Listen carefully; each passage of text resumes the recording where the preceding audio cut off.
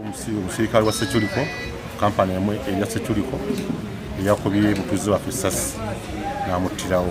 Omusajja oyo era yakwatiddwa n'atwalibwa ku poliisi mu Lubigi. Badde mbeera ne muwala wange nga mbeera naye wano yajja yanzijanjaba ndi mulwadde. Yavudde wano ku makya n'agenda ewa muganda wange n'agenda kumukyalira. Babadde bali awo nga batudde, omusirikale n'ajja wa Ssekyuliko n'amukuba amasasi. Yamukubye amasasi n'atambula naye omusirikale oyo batugamba akolera awo nga ku St. Joseph wali ekizimbe kyakuuma waawo kumpi si weewala. Naye baganye okutuyamba abasirikale b'e Nansana. Banaye mutuyambe bannange tufune obuyambi tutwale muganda waffe Kanungu gye tumutwala.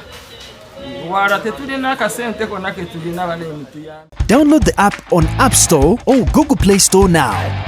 Vision Digital Experience, the future of media.